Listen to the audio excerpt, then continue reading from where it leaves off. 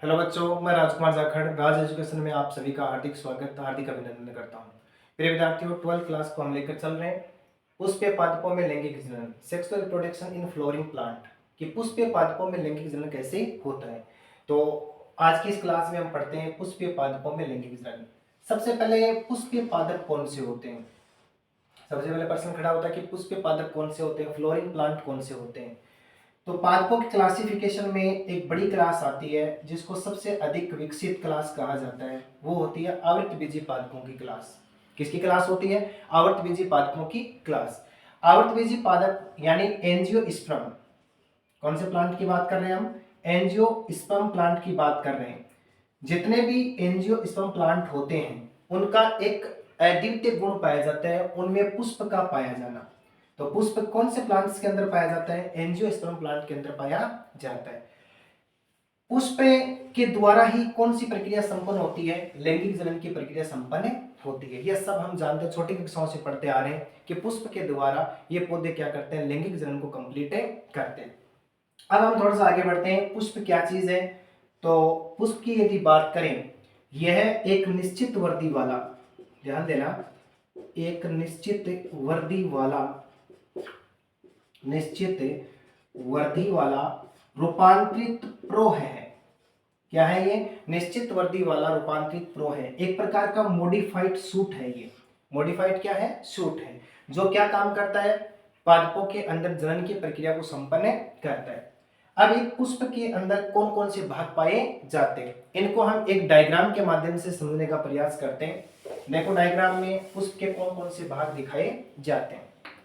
सबसे पहले हम सबसे भीतर की ओर एक विशेष जो महत्वपूर्ण पार्ट होता है इसका, उसका आरेखीय निरूपण एक डायग्राम बनाते हैं, फिगर्स बनाते हैं। ये सबसे अंदर वाला भाग हो गया। उसके बाहर की ओर नर जनन अंग के रूप में पुमंग पाए जाते हैं, पुंकेसर पाए जाते हैं। ये स्ट्रक्चर हो गई।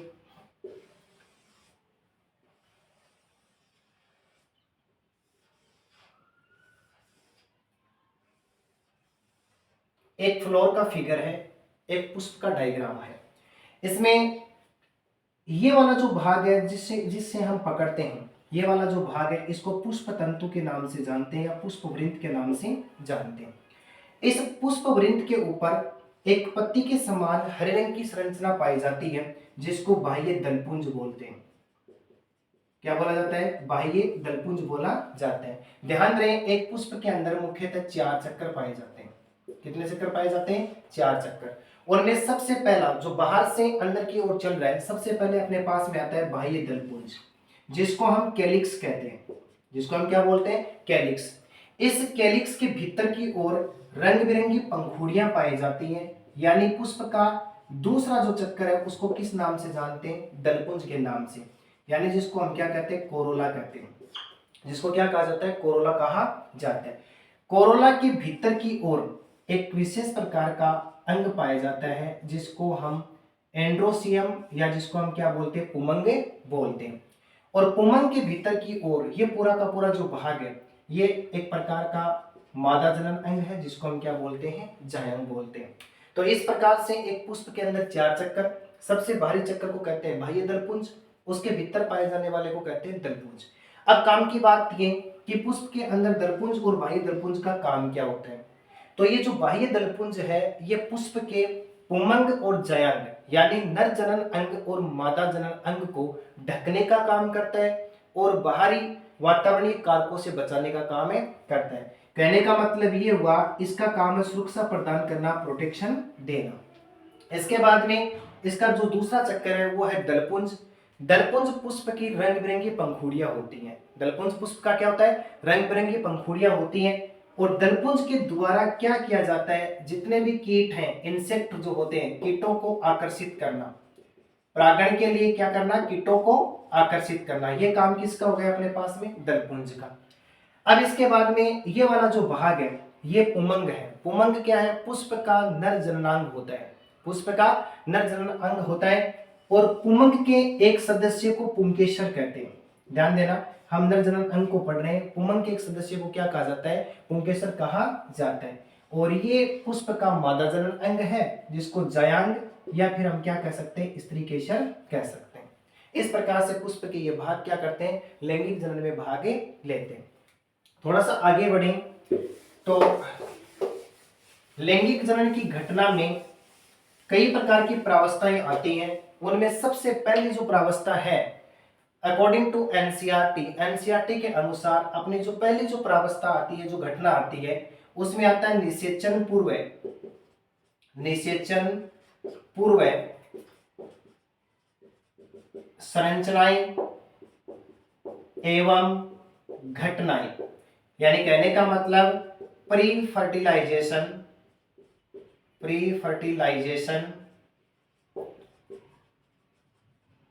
स्ट्रक्चर एंड इवेंट्स, यानी निषेचन होने से पहले कुछ घटनाएं होती हैं, कुछ संरचनाओं का डेवलपमेंट होता है। देखो, निषेचन से पहले क्या होता है कि पुष्प के अंदर, पेड़ पौधों के अंदर फूल लगने से पहले, इस बात को नोट करना, पुष्प का निर्माण कैसे होता है। पेड़ पौधों के अंदर फूल लगने से पहले कुछ हार्मोनल एवं संरचनात्मक परिवर्तन होते हैं। ध्यान देना, कैसे परिवर्तन होते हैं, हार्मोनल एवं संरचनात्मक परिवर्तन होते हैं। जब एक पादप के अंदर हार्मोनल एवं संरचनात्मक परिवर्तन होते हैं तो एक विशेष प्रकार की संरचना बनती है जिसे पुष्पीय आधक कहते हैं। पॉइंट को नोट करना, जिसको क्या कहा जाता है, पुष्पीय आधक कहा जाता है, या इसको क्या कह सकते हैं, फ्लोरल प्रीमोडियम कहा जाता है। यह पुष्पीय आधक आगे जाकर के पादप के अंदर पुष्पकलिका बनाता है। क्या बनाता है, पुष्पकलिका, और यही पुष्पकलिका किस में बदल जाती है, पुष्प में बदले जाती है। तो आवर्तबीजी पादपों में किस प्रकार से पुष्प का डेवलपमेंट होता है, ये हमने जाना कि पेड़ पौधों के अंदर पुष्प लगने से पहले हार्मोनल एवं संरचनात्मक परिवर्तन होंगे, जिनके द्वारा पुष्पीय आधक यानी फ्लोरल प्रीमोडियम का निर्माण होगा। वो आगे जाकर पुष्पकलिका बनाएगा, यही पुष्पकलिका किस में बदल जाती है, पुष्प में बदले जाती है। तो निषेचन पूर्व संरचनाएं एवं घटनाएं, कौन सी घटनाएं संपन्न होती हैं। इसमें अपना पहला जो पार्ट आता है वो आता है पुंकेसर। पहला पार्ट है इसका पुंकेसर, जिसके साथ हमें पढ़ना है लघु बीजाणुधानी, और लघु बीजाणुधानी के भीतर निर्माण किसका होता है, परागकण का। किसका निर्माण होता है, परागकण का। सबसे पहले हम जानते हैं कि पुंकेसर क्या होता है। अभी अभी हमने जाना कि पुष्प के अंदर, पुष्प में नर जनन अंग, या एक साथ लिखें नर जननांग के रूप में पुमंग पाया जाता है। पुष्प में क्या पाया जाता है, पुमंग पाया जाता है, एंड्रोसियम पाया जाता है। क्या पाया जाता है, एंड्रोसियम पाया जाता है। इस पुमंग का एक सदस्य क्या कहलाता है, पुंकेसर कहलाता है। पुमंग का एक सदस्य क्या कहलाता है, पुंकेसर कहलाता है। अब ध्यान देना, इस पुंकेसर के दो भाग होते हैं। डायग्राम से देखना, समझना, इस पुंकेसर के कितने भाग माने जाते हैं, दो भाग। इस पुंकेसर का ऊपरी फूला हुआ भाग जो थैलेनुमा होता है, जिसको हम क्या बोलते हैं, परागकोश, यानी इसको क्या कहा जाएगा, एंथर कहा जाएगा। क्या कहा जाएगा, एंथर। और दूसरा जो सिलेंडर नुमा भाग होता है, बेलनाकार भाग होता है, लकड़ी नुमा जो भाग होता है, उसको बोला जाता है पूतंतु, यानी क्या बोल देंगे, फिलामेंट। और फिलामेंट की सहायता से ये जो पुंकेसर होता है पुष्प के पुष्पासन से निकला रहता है या जुड़ा रहता है। तो पुंकेसर क्या होता है, पुंकेसर पुष्प में नर जनन अंगे होता है, जिसके मुख्यतः कितने भाग पाए जाते हैं, दो भाग, परागकोश वाला भाग और पूतंतु वाला भाग। जब इस परागकोश के बारे में देखा जाए तो ये परागकोश जो होता है पुष्प के अंदर द्विपालित होता है। कैसा पाया जाता है, द्विपालित। ध्यान देना, जिसको हम क्या कह सकते हैं, बाइलोब्ड कह सकते हैं। क्या कह सकते हैं, बाइलोब्ड कह सकते हैं, या जिसको हम क्या कह सकते हैं, डाइथिकस कह सकते हैं, एंड डाइथिकस के रूप में पाया जाता है। और काम की बात क्या है कि ये जो दोनों पालियां, परागकोश की दोनों पालियां तक किसके, देखो, आपस में तथा इस पूतंतु के साथ में एक विशेष संरचना के द्वारा जुड़ी रहती हैं, जो कई बार एग्जाम में पूछ लिया जाता है कि किसके द्वारा जुड़ रहती है, तो वो संरचना क्या कहलाती है, योजी उत्तके कहलाती है। तो प्रत्येक परागकोश द्विपालित होता है, यानी बाइलोब्ड होता है। ये दोनों पालियां आपस में और किसके साथ में, पूतंतु के साथ में किसके द्वारा जुड़ी रहती हैं? कनेक्टिव टिश्यू के द्वारा या योजी ऊतक के द्वारा जुड़ी रहती हैं। अब ये जो द्विपालित हैं, इन द्विपालियों के अंदर प्रत्येक पाली के अंदर दो प्रकोष्ठ पाए जाते हैं।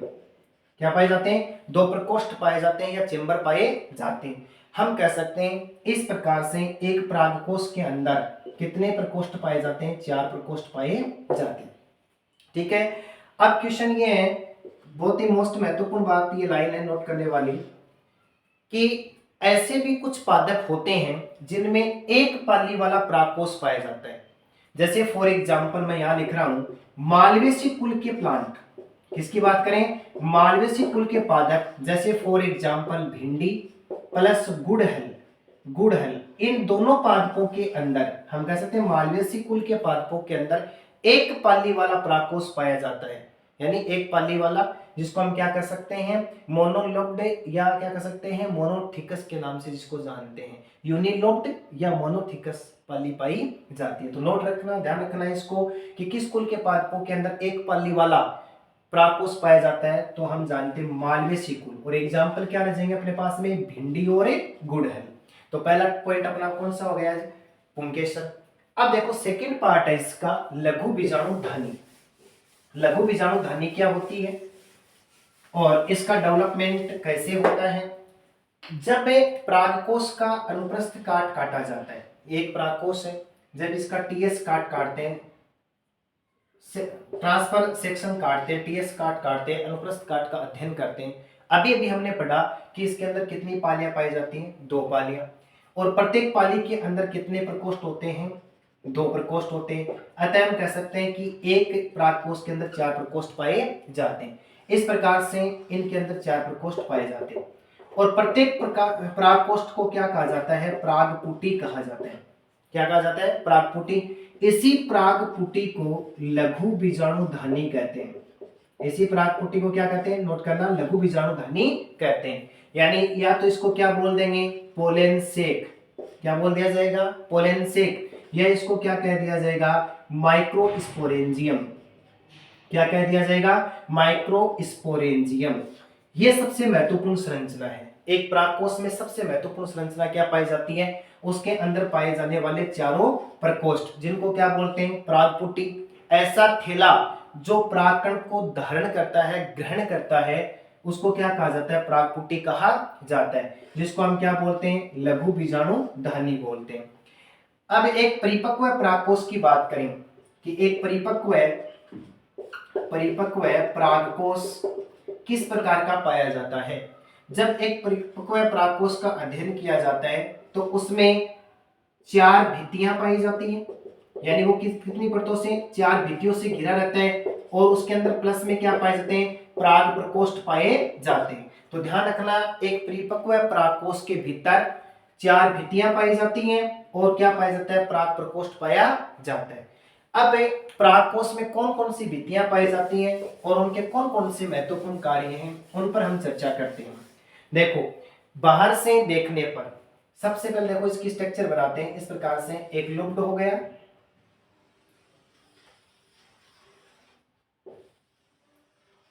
यह परागकोश की संरचना है।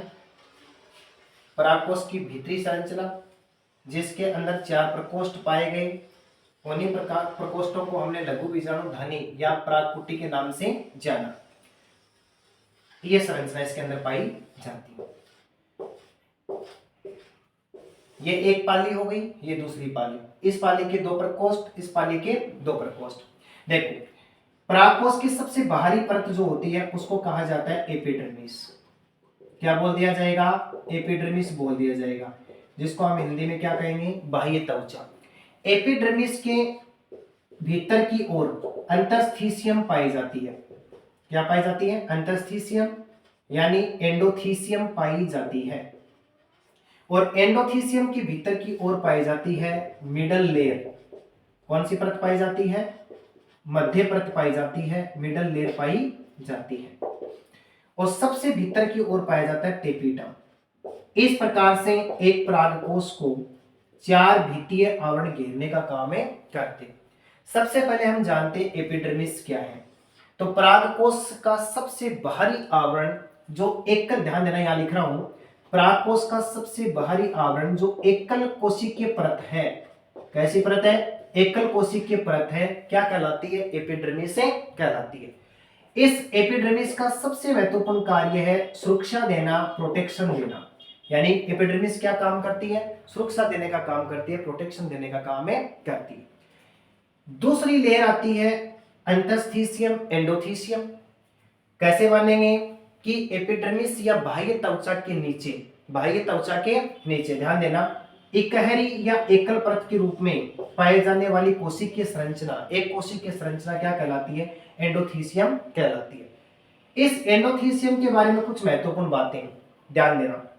इस एंडोथीसियम के भीतर की ओर एल्फा सेलुलोज का जमाव होने के कारण, किसका जमाव होने के कारण? एल्फा सेलुलोज का जमाव होने के कारण इसके अंदर रेशेदार पट्टियां बन जाती हैं। मैं यहां लिख रहा हूं, कैसी पट्टियां बन जाती हैं? रेशेदार पट्टियां बन जाती हैं। इन रेशेदार पट्टियों के कारण से एंडोथीसियम की प्रकृति, एंडोथीसियम थीसियम की प्रकृति आर्द्रता ग्राही हो जाती है। ध्यान देना, पॉइंट को नोट करना, कैसी हो जाती है? आर्द्रता ग्राही हो जाती है। यानी जल धारण करने की क्षमता किसके कारण से आती है? इन रेशेदार पट्टियों के कारण से आती है।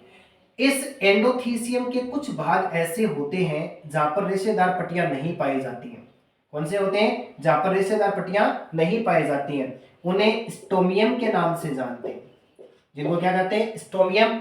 और स्टोमियम को ओस्ट सेल कहते हैं। कौन सी कोशिका कहा जाता है? ओस्ट कोशिका कहा जाता है। ध्यान रखना, जब परागकोश का स्फुटन होता है तो वो किस क्षेत्र से होता है? स्टोमियम वाले क्षेत्र से ही होता है। कौन से क्षेत्र से होता है? स्टोमियम वाले क्षेत्र से होता है। अब इसके बाद में 3 नंबर वाली लेयर आती है अपनी मिडल लेयर। यह 3 से 4 परतों से मिलकर के बनी हुई संरचना होती है। इसका काम होता है पोषण प्रदान करना। इसका काम क्या होता है? पोषण प्रदान करना। यानी विकसित हो रहे लघु बीजाणु मात्र कोशिका को या लघु बीजाणु को पोषण देने का काम किसका होता है? मिडल लेयर का होता है। सबसे भीतर की ओर आंतरिक परत जो है वो क्या होती है? टेपिटम। टेपिटम इस परागकोश की भित्ति की सबसे महत्वपूर्ण संरचना मानी जाती है। क्या मानी जाती है? सबसे महत्वपूर्ण संरचना मानी जाती है। मैं यहां लिख रहा हूं टेपिटम के बारे में। टेपिटम कौन सी परत है? सबसे आंतरिक परत है। देखो, टेपिटम का कोशिका द्रव्य, जीव द्रव्य, इसका जो जीव द्रव्य प्रोटोप्लाज्म, वो कैसा होता है? गाढ़ा होता है। इसमें जो केंद्रक पाया जाता है वो कैसा होता है? तो केंद्रक इसका बड़ा होता है और सुस्पष्ट प्रकार का इसमें केंद्रक पाया जाता है। और परिपक्व परागकोश जो होता है, और परिपक्व परागकोश का जो टेपिटम होता है वो कैसा होता है? बहुकेंद्रकीय होता है। यानी जब टेपिटम परागकोश का पूर्ण विकास हो जाए, परिपक्व परागकोश बन जाए, तो उसके भीतर पाए जाने वाला जो टेपिटम होता है उसके अंदर बहुत सारे केंद्रक पाए जाते हैं, यानी ये बहुकेंद्रकीय होता है। टेपिटम का सबसे महत्वपूर्ण काम होता है पोषण प्रदान करना। क्या होता है? पोषण प्रदान करना। अब पोषण किसको प्रदान करेगा? ये विकसित हो रहे परागकणों को या परागकणों को पोषण प्रदान करने का काम किसका होता है? टेपिटम का होता है। तो सबसे भीतरी परत कौन सी होगी? अपनी टेपिटम। अब टेपिटम पोषण प्रदान करने के अलावा एक और महत्वपूर्ण इसका फीचर है, कार्य है कि ये क्या काम करता है कि एंजाइम और हार्मोन को स्रावित भी करता है। अब ध्यान देना, आवृतबीजी पादपों में, आवृतबीजी पादपों में ये जो टेपिटम होता है वो 2 प्रकार का पाया जाता है। एक टेपिटम होता है इसका अमीबीय टेपिटम। पहला कौन सा है? अमीबीय, या जिसको हम कह सकते हैं पेरीप्लाज्मोडियम, पेरीप्लाज्मोडियम प्रकार का टेपिटम। और दूसरा टेपिटम होता है ग्रंथिल, या फिर हम कह सकते हैं स्रावी प्रकार का टेपिटम। कई बार नीट के एग्जाम में, बोर्ड के एग्जाम में यहाँ से प्रश्न बनता है कि अमीबीय प्रकार का टेपिटम किसमें पाया जाता है और ग्रंथिल प्रकार का टेपिटम किसमें पाया जाता है। पहले बात करते हैं अमीबोइड टेपिटम की। अमीबीय टेपिटम क्या होता है? देखो, इसकी कोशिका भित्ति टूटने से, ध्यान देना, इसकी कोशिका भित्ति टूटने से इसका जीव द्रव्य लघु बीजाणु मात्र कोशिका, लघु बीजाणु मात्र कोशिका, पोलेन मदर सेल या माइक्रोस्पोरेंजियम मदर सेल के बीच में विचरण करके वर्धिशील परागकणों को पोषण देते हैं। वर्धिशील परागकणों को, किसको पोषण देते हैं? वृद्धिशील परागकणों को पोषण देते हैं। पोषण देना ये इसका काम हो गया। देखो क्या होता है, जब इसकी कोशिका भित्ति टूट जाती है तो इसका जीवद्रव्य लघु बीजाणु मात्र कोशिका के बीच विचरण करके वृद्धिशील परागकणों को पोषण देने का काम है करते हैं। इसके दो एग्जाम्पल है। एक एग्जाम्पल इसका है टाइफा, ये किस किस में पाए जाते हैं? टाइफा में पाए जाते हैं। दूसरा इसका है ट्रेडेस्केंसिया, दूसरा कौन सा है इसका? ट्रेडेस्केंसिया। यानी ये दो पादप ऐसे होते हैं जिनके अंदर अमीबोइड प्रकार का टेपिटम पाया जाता है। इसके बाद में दूसरा है अपना ग्रंथिल या स्रावी टेपिटम। अधिकांश आवर्तबीजी पादपों में इस प्रकार का टेपिटम पाया जाता है। ये किसमें पाया जाता है? अधिकांश आवर्तबीजियों में ये टेपिटम पाया जाता है। ग्रंथिल प्रकार का जो टेपिटम है, इसकी विशेषता क्या होती है? इसका काम भी होता है वृद्धिशील परागकणों को पोषण देना। इस ग्रंथिल टेपिटम की एक और बात, इसके अंदर लिपिड की बनी हुई, किसकी बनी हुई? लिपिड की बनी हुई राउंडेड लाइक स्ट्रक्चर यानी गोलाकार आकृति वाली संरचनाएं पाई जाती हैं, जिन्हें प्रोयूबिस्काई कहते हैं। कई बार ये प्रश्न पूछा जाता है, प्रोयूबिस्काई का निर्माण किस टेपिटम के द्वारा होता है? तो ग्रंथिल टेपिटम के द्वारा प्रोयूबिस्काई का निर्माण होता है। प्रोयूबिस्काई क्या है? तो टेपिटम के भीतर लिपिड की पाए जाने वाली लिपिड की बनी हुई गोलाकार संरचनाएं प्रोयूबिस्काई कहलाती हैं। और महत्वपूर्ण बात, इस प्रोयूबिस्काई के चारों ओर स्पोरोपोलिनिन प्रोटीन का जमाव होता है। ये इसके ऊपर संरचना हो गई, इसके चारों ओर स्पोरोपोलिनिन का जमाव हो जाता है। ध्यान देना, कौन सी प्रोटीन लिख रहा हूं? स्पोरोपोलिनिन प्रोटीन का जमाव होता है, जो क्या काम करता है? परागकण का बाह्य आवरण क्या बनाता है? परागकण का बाह्य आवरण, या जिसको हम क्या बोलते हैं? बाह्य चोन, यानी परागकण का एंजाइम बनाने का काम करता है। तो प्रोयूबिस्काई के चारों ओर स्पोरोपोलिनिन प्रोटीन का जमाव हो जाएगा, और जो क्या काम करता है? परागकण का बाह्य चोल बनाने का काम है करता है।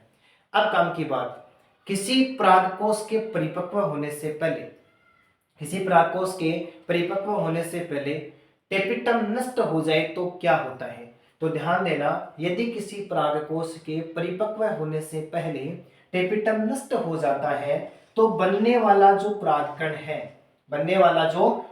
है वो किस प्रकार का होगा? बंदे प्रकार का होगा। यानी हम क्या कह सकते हैं? वो कैसा हो जाता है? स्टेराइल हो जाता है, या फिर वो कैसा हो जाता है? रुद्ध हो जाता है, एबॉर्टिव हो जाता है। कैसा हो जाता है? वो एबॉर्टिव हो जाता है, यानी रुद्ध प्रकृति का होता है। तो इस प्रकार से एक परिपक्व परागकोश का परिवर्तन होता है। अब काम की बात, इसके बाद देखो, जो संरचना हमने बनाई थी परागकोश की भित्ति की, और परागकोश की भित्ति में सबसे भीतर की ओर टेपिटम था। ये चारों लेयर हैं, एपिडर्मिस, एंडोथीसियम, मिडल लेयर, और ये हो गया अपने पास में टेपिटम। इस टेपिटम के भीतर की ओर सजातीय कोशिकाओं का समूह पाया जाता है। नोट करना पॉइंट को, सजातीय कोशिकाओं का समूह पाया जाता है। सजातीय कोशिकाओं का समूह पाया जाता है, जिन्हें प्राथमिक लघु बीजाणु जन कोशिका,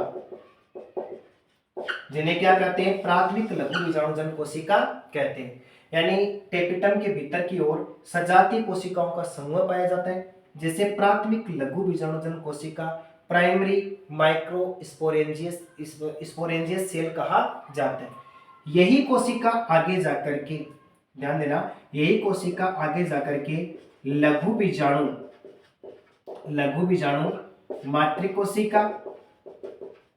मातृकोशिका यानी एमएमसी, या फिर हम क्या कह सकते हैं? प्राग मातृकोशिका। क्या कह सकते हैं? प्राग मातृकोशिका, यानी पोलेन मदर सेल का निर्माण करती है। तो महत्वपूर्ण पॉइंट हुआ कि किस प्रकार से प्राग मातृकोशिका बनती है। तो टेपिटम के भीतर की ओर सजातीय कोशिकाओं का समूह, जो प्राथमिक लघु बीजाणु जन कोशिका कहलाता है, इन्हीं कोशिकाओं से लघु बीजाणु मात्र कोशिका का निर्माण होता है। यही तो महत्वपूर्ण सेल्स होती हैं जो आगे जाकर के किसका निर्माण कर देती हैं? परागकण का या फिर लघु बीजाणु का निर्माण करती हैं। अब इसका अगला क्रम में अपना जो टॉपिक है वो है लघु बीजाणु जनन। बहुत महत्वपूर्ण प्रोसेस है। माइक्रोस्पोरोजेनेसिस किसे कहते हैं? क्या लिखा जाएगा? माइक्रोस्पोरोजेनेसिस किसे कहा जाता है? तो ये जो प्रागमात्र कोशिका है, कौन सी कोशिका? प्रागमात्र कोशिका या लघु बीजाणु मात्र कोशिका अर्धसूत्री विभाजन द्वारा, ध्यान देना, कौन सी विभाजन के द्वारा? अर्धसूत्री विभाजन के द्वारा 4 लघु बीजाणु बनाती है, 4 लघु बीजाणु का निर्माण करती है, माइक्रोस्पोरेंजिया का निर्माण करती है। लघु बीजाणु मात्र कोशिका के द्वारा लघु बीजाणु बनने की प्रक्रिया को ही क्या कह दिया जाता है? लघु बीजाणु जनन कह दिया जाता है। अब ये जो चारों लघु बीजाणु बने हैं, ये चारों लघु बीजाणु किसके रूप में पाए जाते हैं? टेट्राड के रूप में पाए जाते हैं, या फिर किसके रूप में पाए जाते हैं? चतुष्क के रूप में पाए जाते हैं। चारों एक साथ पाए जाते हैं यानी टेट्राड के रूप में पाए जाते हैं। दूसरी काम की बात, ये जो लघु बीजाणु बने, तो आपको पता है कि प्रागमात्र कोशिका है और इसके अंदर अर्धसूत्री विभाजन हुआ है, तो गुणसूत्र की संख्या क्या हो गई? आधी हो गई, अर्थात ये जो 2n कोशिका थी अब किस में बदल गई? n कोशिका में बदल गई, यानी बनने वाले जो लघु बीजाणु हैं वो हेप्लॉइड प्रकृति के होते हैं, अगुणित प्रकृति के होते हैं। अब ये टेट्राड के रूप में कैसे पाए जाते हैं? तो इनका अभिविन्यास किस प्रकार से होता है वो हम समझने का प्रयास करते हैं। देखो, टेट्राड के रूप में कैसे पाए जाएंगे? पहला जो इसका क्रम है वो होता है चतुष्फलकीय। कैसा होता है? चतुष्फलकीय।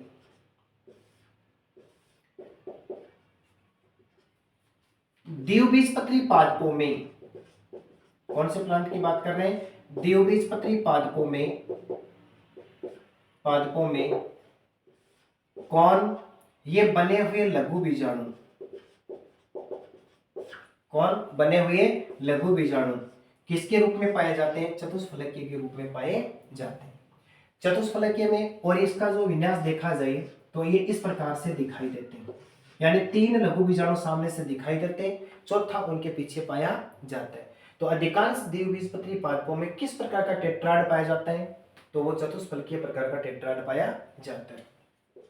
2 नंबर पर इसका समद्विपार्श्विक, कौन सा होता है? समद्विपार्श्विक। समद्विपार्श्विक जो है ये अधिकांशतः एक बीजपत्रियों में पाए जाते हैं। कौन से पादपों में पाए जाएंगे?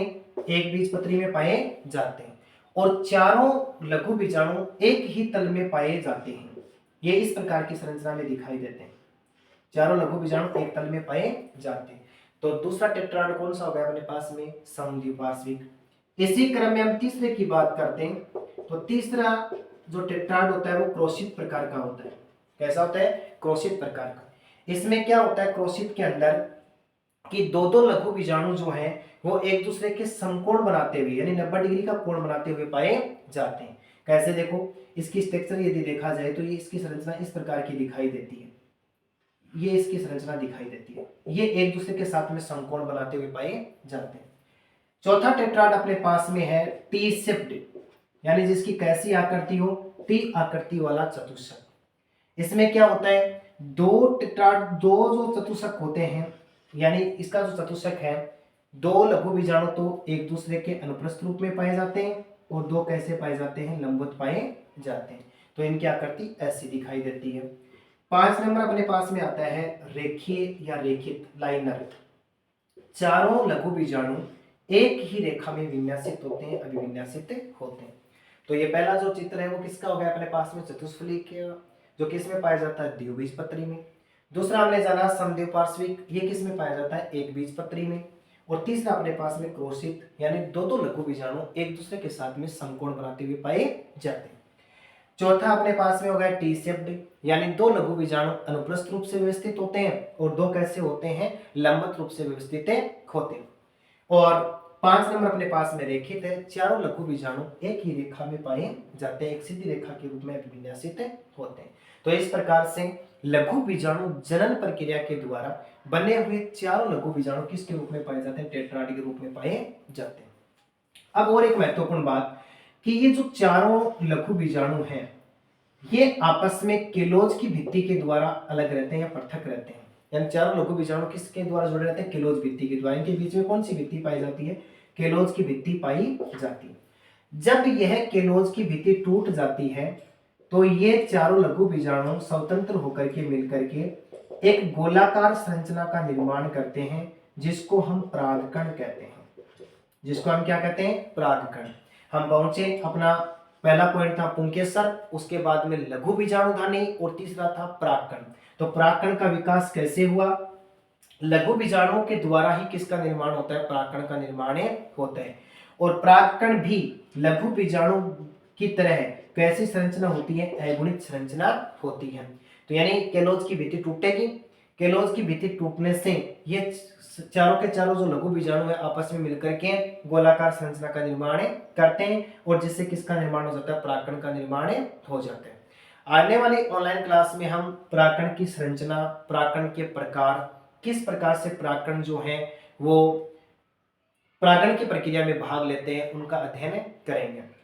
इस क्लास को अधिक से अधिक शेयर करें ताकि उन विद्यार्थियों तक भी ये क्लास पहुंचे जिनके पास में ये टॉपिक अभी तक वंचित रह गया, जो अच्छे से नहीं पढ़ पाए हैं।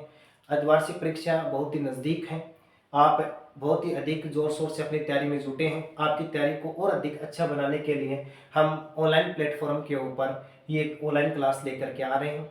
तो अधिक से अधिक शेयर कीजिए, इन क्लासों का आप फायदा लीजिए। धन्यवाद।